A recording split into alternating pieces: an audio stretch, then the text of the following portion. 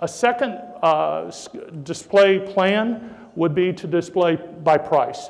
And there are certainly people who like to price every single item. They like to be known in town as the lowest price store. Unfortunately, that is a double-edged sword these days because there's always somebody racing to the bottom when it comes to prices. If that is the positioning of your store, and if that's the way we're going to display the merchandise in your store, we're going to live by it, we're going to die by it. If somebody else in town is cheaper, then you lost. So the key there is if we are going to be focusing on price, we want to focus as well on value. We want to make sure that how we display these pieces, the signage, and what else we do, not just says this is $4.99, says this is $4.99 and it's a heck of a deal. It does not mean that we have to show a price tag on every single item that's in the case. It does mean that we need to show enough prices, and there's frequently we'll do signs for someone that will say rings in this part of the case run from $7.99 to $9.99. So they have a range as opposed to each individual piece being priced. But the impression, the perception that we want to communicate to the customer is, boy, these guys have good prices. This store has good prices. I'm not necessarily saying that's a great price on that exact item, but I'm in a store that offers good prices. I really like that piece. Consequently, I'm perceiving that that store has a good price. That item is a good price. Most likely, if you're finding yourself displaying based on price, you want to use some type of a linear display, and I'll explain what that is.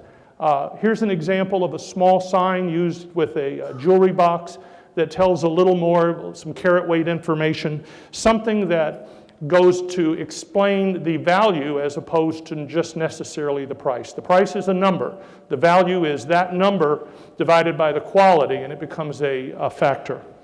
When you price every single item, there are not very many good ways to do that, and when you do, what begins to happen is you lose the merchandise. The merchandise gets lost in the display, and all of a sudden, just like you'll find, and if you were in this actual store, you find that what you're looking at are the numbers, not the merchandise, and that's not where we want to be. Exclusivity is yet another one of those display strategies that I mentioned, and what comes into play here is can we communicate to our customer the perception, whether it's real or imagined, that this merchandise is exclusive and that they have that as an additional reason for shopping in your store. That's an important thing to do. Typically, if you're going to do that, you're going to do it with a boutique display, a vignette, and I'm getting ready to show you what that is. Odds are we're going to put the pieces on individual elements. We're going to have less emphasis on the price, and we're going to be what's very important here is the branding. This last year, we created this display for a large chain store that's in virtually every city in the United States. It was for their Celebration Diamond concept. It was a branded item within the store. The customer already knew when they walked into that store, I'm at such and such a store. But when they went to the Celebration Diamond aisle and saw this display, which was obviously very different from the way the rest of the store was done, they might have had a price orientation in the rest of the store, going back to what I said about having two different strategies, perhaps within the same store. But in this bridal case, they were saying, this Celebration Diamond is exclusive to us. Branding is critical. You can create your own brand when we're talking about exclusivity. You have signage. You've been hearing about branding within the IJO group for quite a while now. It is a very critical part of moving forward, and we do everything we can to support it. We have some products that we're introducing here that support the concept of store branding. It's going to set apart independent jewelers from some of the mass approaches well into the future. If we're wanting to display quality, if that's our positioning, the displays must reflect it. We'll use individual elements. We'll have signage to convey a quality message. And we have to use trim that is of an equal quality to the merchandise that we're putting out. I had a lady come up at a seminar a couple of months back and say, you know, I haven't bought new displays in a long, long time. And I don't have to. And I said, that's terrific. How have you done that? She said, Krylon. Every couple of months, I just spray paint them with a different color. It's kind of hard when you have a neck form that's got that many coats of paint on it to communicate a real quality image. If you're trying to communicate quality, then in that case or in that part of the store, your displays and everything else about your store has got to reflect it.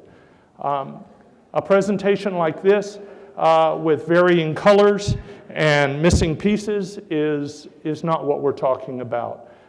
This happens to be a display we did for Mikimoto. I just love this material. It's just a great combination of ways to display quality.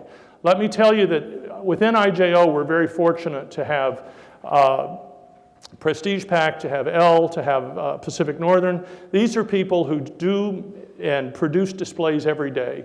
And you're making a mistake if you don't go to those vendors that you're buying from and ask them for their advice. Ask them how would they do it? What do they see that's working? They don't sell jewelry. They sell things that help you sell jewelry.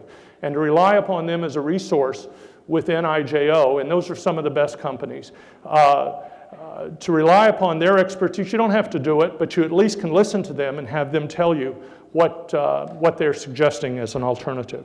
A lot of people seem to have a perceived value, and that's fine, that wood on a display creates a certain amount of quality.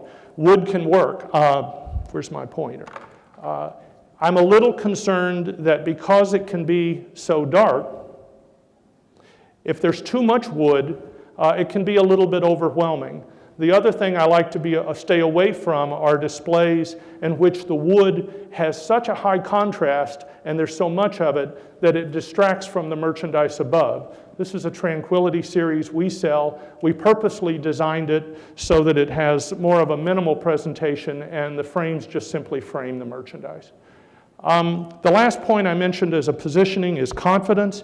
The position of your display strategy of one of confidence is really the sum total of everything that you put into the creation of your brand in the store. That's your advertising, that's your participation in city groups, and everything you've done, the years you've been in business there. The confidence level is a result of everything else you do. And selling on the basis of confidence is a very strong thing. It again allows you to be less sensitive to price fluctuations and new competitors.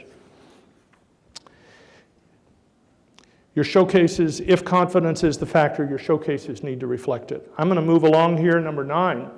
Not using showcase trim effectively to support your sales. What is showcase trim? Showcase trim is anything you put inside your showcases that's not for sale.